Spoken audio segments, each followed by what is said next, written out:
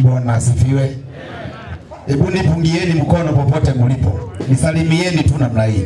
Bwana asifiwe. Majina yangu wale hamnijui, najulikana kama John Kibera. John Kibera nimewahi kuwa mfungwa tarehe 17 mwezi wa pili mwaka wa 1990. Ndio nililetwa hapa mara ya kwanza kuhudumu kifungo cha miaka 3. Baadaye nilikuja nikafungwa miaka zingine 5 katika gereza la Shikusa kule Kakamega. Najua maisha ya prison, naelewa shida ambazo mko nazo. Vile nimewaona hivyo, jambo ya kwanza nimewahurumia na zaidi na waombea, kwa sababu Mungu atakuja kuwatendea jambo mzuri. Bwana asifiwe sana.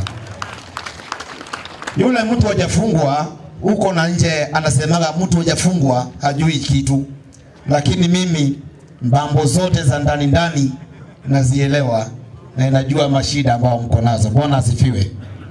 Ningependa kuwatolea my testimony, ushuhuda wangu kidogo. Najua kuna watu wameletwa hapa kwa sababu ni wahalifu, na kuna wengine wengi ambaye waliwekelewa kwa sababu sio nyote waizi, wengine waliletwa hapa kwa kuwekelewa. Nina haki hiyo. Mimi niko na miaka 40 years now, na nimewahi kuwa mwizi, si kushinda nyinyi, lakini ni wizi international. Na ninaweza kukuambia kitu moja, usijidharau kwa sababu uko jela. Yawezekana vile uko jela leo ni Mungu anakupurania plan B. Bwana asifiwe. Nimewahi kuwa mfungwa muda mrefu, mpaka sasa nimeandika vitabu. Huwa naalikwa mpaka kwa nchi zingine, South Africa, Ghana, kwenda kuongea na watu kama nyinyi. Sasa mimi niko na bana yangu, ambapo ningependa hii bana nikufungulie, na ningepata watu wawili tu wanisaidie kunishikia, wewe mmoja na mwingine. Ningependa niwatolee ushuhuda ambao itaguza roho yako, na kama wewe ni mhalifu ama si mhalifu, another time I hope you remember me. Siku moja mimi ndio ulisikia mwizi ambaye alikuwa anafanya wizi ya kipekee sana. Anza na pandio alafu utakuja ukipindua. Nimewahi kuwa mwizi ambapo nilitambulika kama grave robber. Maana ya grave robber ni mwizi ambaye mulisikia alikuwa anafanya kazi ya kuiba kaburi na kubeba majeneza za watu na kuziuza tena. Na kulingana na shida ambao nilikula hapa Kamiti, miaka niligishi hapa Kamiti, mimi najua shida brother. Nilikuwa kwa wageni ya firewood my brother siku moja. Nimewahi kula shida mimi hapa. Kulingana vile nimewahi ishi na wafungwa huku na nikaona matatizo mengi kwa ujela, mimi niliamua huko nje sitasumbua watu wakiwa hai. Na ndio nikaamua badala ya kuwasumbua wakiwa hai, wacha niwapeage time mpaka wakufe.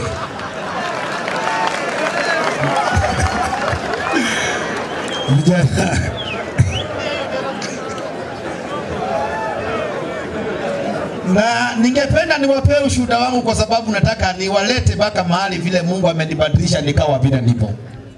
Hizo ni baadhi ya magazeti ambazo mlikuwa mnasoma, Nation, Standard, wakizungumzia habari ya John Kibera, mwizi wa kaburi. Sasa hii wizi yangu nadhani ndio ya kipekee kuliko wale wengine. Maybe ulipiga ngeta, maybe ukapiga duburungi. Hii yangu ilikuwa secret, wizi plan. Jambo ya kwanza nilikuwa nanunua gazeti, nasoma hapo nyuma, Nation. Nikiona mteja kwa gazeti amewekwa nusu ya page, sasa najua huyo ni donga. Kuwekwa kwa gazeti si bure my friend. Na nikiona nusu ya page jioni, sasa nang'ara poa saa 12 ndio saa ya operation. Naacha kwa maombolezi my friend. Watu wenyu wakianza kulia kwa maombolezi, niko huko na sura ya huruma. Kila kazi na sura yake, huko ni kuhurumia.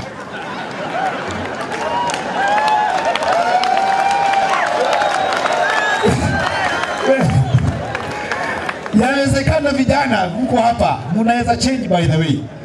Kazi yangu kwa maombolezi ilikuwa ni kuandika amekufia wapi, najaza. Atazikwa lini, najaza. jeneza yake itakuwa ya pesa ngapi? Kama hiyo mnaona hapo nyekundu ni ya 800,000. Na hata hiyo sio ya pesa mingi. Kuna ingine juzi walizika naye jamaa anaitwa Jenga Karume, nadhani ya kuona, ya milioni 18 na nikanyamaza tu, nimevumilia. Naenda hasara nikionaga.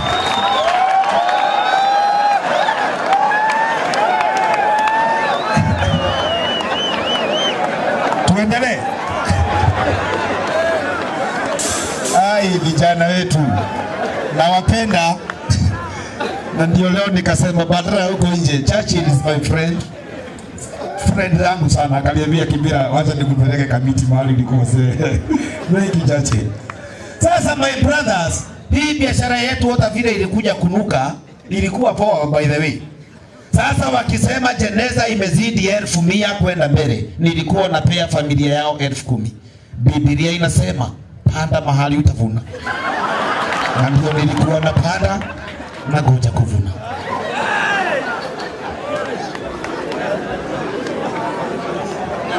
Wale muliletu hapa mukuiba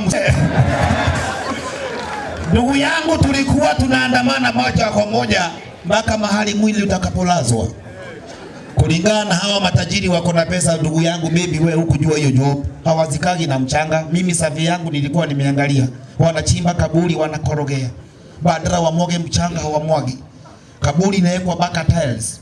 Wakija wanateremsha mwili. Wakiita watu wakuja raundi waangalie, mimi na kikosi yangu tunakuja na huruma.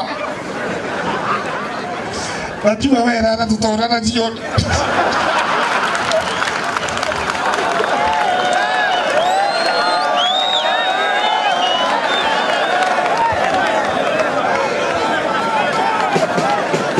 Ndugu zangu vijana, msijali, siku moja itafika.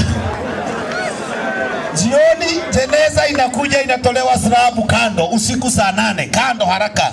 Mtu anatolewa kaburi, anamulikwa wako na suti gani? Kama hako na suti poa, viatu poa, hakuna kumwachia. Biblia inasema ni vizuri kufuata neno ya Mungu. Binadamu walikuja duniani bila kitu, na atarudi mavumbini bila kitu. Na ndio nilikuwa natimiza mapenzi ya Mungu, kuwarejesha bila kitu.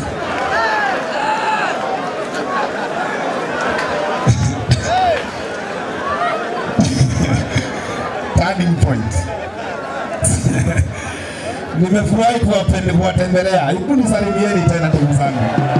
Mungu awape roho za kutulia. Turning point. Nikimalizia turning point. Mbona John nikawa hivi niko leo? Mbona John nikawa pastor? Mbona John nikaamua kuhubiria vijana? Hiyo ndio turning point.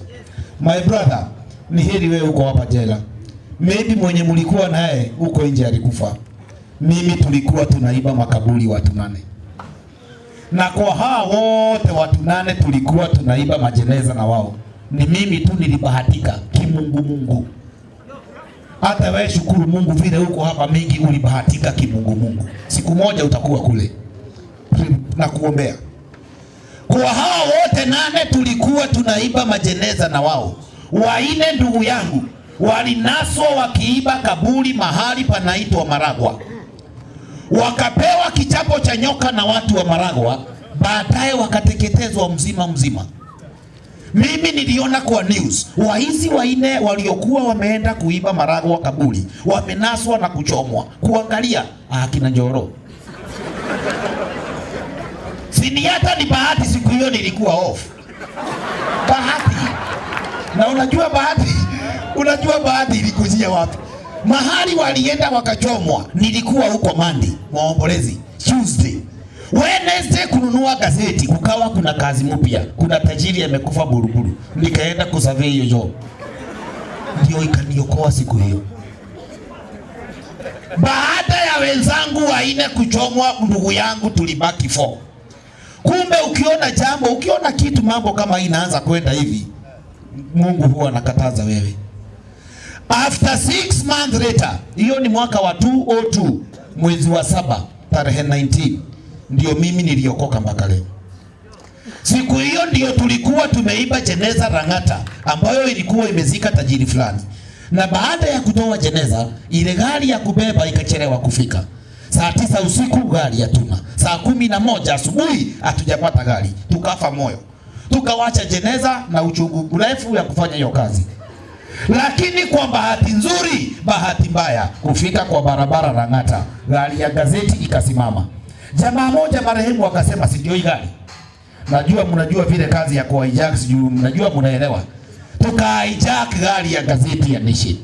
My friend, dereva kumbe alienda akaambia polisi, gari ya gazeti nimenyang'anywa. Wapi? Lang'ata. Saa ngapi? Saa hii. Ndugu zangu, polisi kusikia hivyo wakaitana. Gari ya gazeti ya Nation over my friend.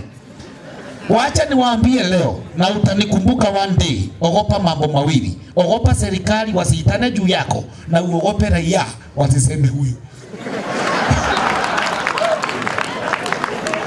Hata ni heri raia, heri polisi kuliko raia. Na kuambia ndugu yangu walitokea wote kwa barabara Nairobi. Bahati ya John Kibera mnasikiaga. Nilikuwa kwa gari ya gazeti pandi ya nyuma na panguza jeneza vumbi. Nikiwa mule ndani na panguza, wenzangu mmoja ndiye anaendesha gari Kenyatta Avenue Nairobi saa 2 asubuhi. Ndugu yangu, is drama. Gari ya gazeti ilipigwa risasi zaidi ya 15. Mimi nikiwa ndani nilisikia conviction. Pea ai life my friend. Life. Nilikojoa, makojoa yakaisha kwa mwili. Na baada ya risasi ya kwanza, ya pili, mpaka ya mwisho kulia, jeneza hiyo tulikuwa tumeiba, ndiyo ilinisaidia. Niliwaza haraka, wakifungua wapate nimekaa chini na jeneza hapa, na wameua hawa na hiyo mgurumo. Wewe unaonaje? Niliingia ndani ya jeneza ndani faster, na nikakufa nikakauka hea. Nikaona sijakufa kamili, nikakata pamba ya kando, nikauma hapa, nikazima roho. Hapo ndio niliitana mbinguni, nikaambia Mungu, ukiniokoa hapa naokoka Eva. Wewe unaweza iba tena Eva. My friend, nikiwa ndani nimetulia kama maiti. Maajabu ya Mungu. Polisi walitoa zile mili ambaye wamepiga risasi, wakaweka maiti ya kwanza chini, wakaweka ya pili, wakaweka ya tatu, na walipomaliza walifungua nyuma. Nilisikia kaka, nikakufa tena. Askari kuangalia ndani walishangaa kuona jeneza ya dhahabu, wakashindwa ni ya kazi gani. Wakamshawishi askari moja aingie aangalie imebeba nini. Bahati ya askari mwenye aliingia, Mungu naye ambariki, nadhani maishani mwake hajawahi patana na maiti ikiwa serious.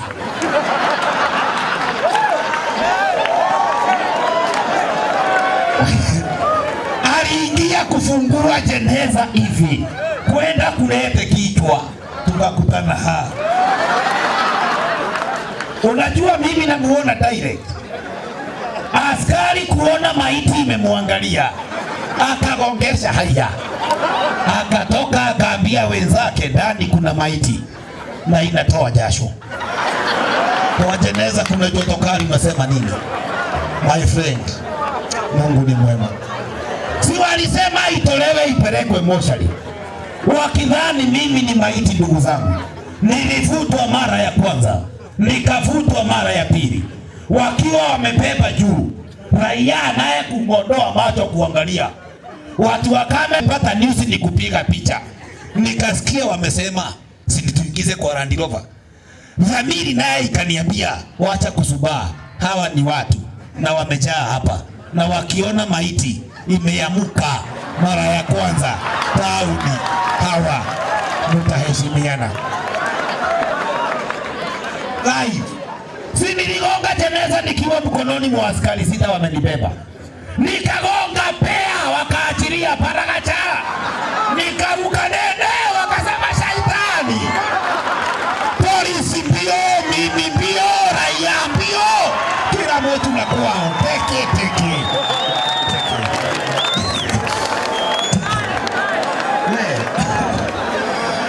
Nimalizia ama nifikishe yangu? My brothers, nimefurahi kuwatembelea leo. nimefurahi kuwatembelea. Mimi John, vijana please, Mungu anatuweka. Mimi John, ukiniona hapa, mimi ndio nilijipeleka mwenyewe kwa police station. Nikaenda nikaambia OCS, nimejilete nataka kuokoka. Akaniuliza kwani hapa ni kanisa? Nikamwambia ni mahali Mungu amenitoa. Wapi? Kwa jeneza hiyo. Ni wewe ulikuwa ndani? Ulikufa lini? Baada ya kuelezea OCS masaibu yalikuwa yamenipata, mimi niliwekwa ndani. Leta nilipelekwa mahakamani na nikastakiwa Makadara Court number 3 na makosa inaitagwa disturbing the dead. Kesi yangu ndio ilikuwa ya kipekee, kusumbua watu waliofariki. Hey!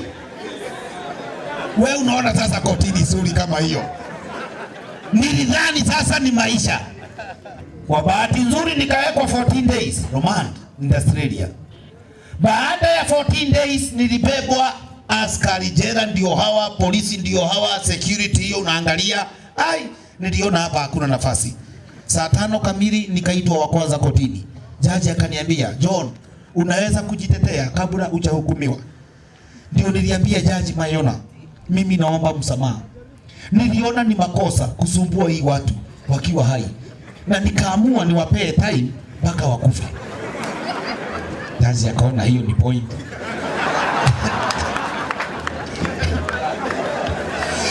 Pia nikamwambia jaji, wenzangu walichomwa, wengine wakapigwa risasi, nikajipeleka polisi kwa hiari yangu.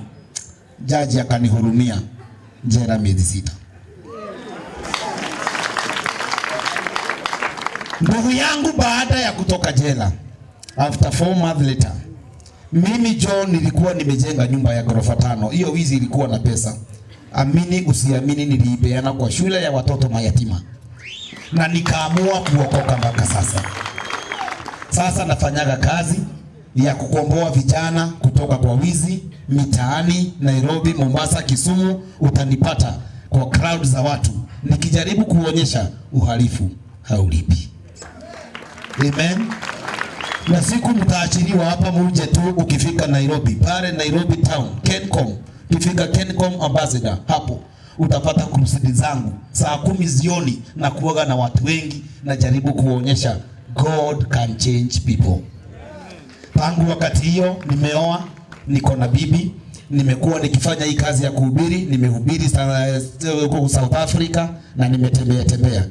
Rafiki yangu huyo anaitwa Churchill, nafanya kazi manager bank. Siku moja akaniambia, Kibera, hii story yako si story hivyo, taandika kitabu. Kuna kitabu kizuri sana hapa ambacho huyu mzee aliniambia, Kibera, sio hivyo tu, unaweza andika novel. Na ndio mpaka sasa aliyekuwa mhalifu ndio mimi, huyu nimetoa novel ambayo inaonyesha we can change. Bwana asifiwe sana. We can change. Naweza penda hata kuwapea msome, sijui mkubwa wenu atasema namna gani. Naweza penda hata CD niko nazo nimetoa ambazo zinabadilisha watu. Hata wewe unaweza badilika. Hata wewe unaweza change. Bwana asifiwe. Na siku utatoka tu hapa, please my brother, mimi ni ndugu yako. Usikose kunitembelea pale town. Unitembelee, tuongee, tuzungumze, tujenge Kenya ya kesho. Bwana asifiwe. Na usione maisha yakiwa magumu hapa. Mimi nimekaa jela for 4 years, 3 years, miaka 7. Na sasa niko jamaa poa, na unaona niko smart. Kwa hivyo hata nyinyi mtakuja kuwa smart. Msijali na ile shida mko naye, najua Mungu atawatembelea kama alinitembelea. Hebu vijana, kweli nyinyi wote mliofungwa, hebu niwa mkono niwaombee. Mwenyezi Mungu, tazama nimetembea jela ya Kamiti. Mara ya kwanza nilikuja hapa nikiwa mfungwa. Mara ya pili umenileta hapa kuhubiria ndugu zangu hawa. Wengine waliwekelewa wakawacha mafamilia zao, wengine hawakuwekelewa lakini wote wako pamoja. Mimi kama mfungwa wa zamani katika gereza hii, na waombea baraka zako Mungu. Mahali uliponitoa, toa maisha ya watu. Wakirudi manyumbani kwao kushirikia na familia zao, uwe pamoja nao. Kilio changu Mungu, uwasaidie na magonjwa, uwaponye roho zao mpaka siku watoka mahali hapa.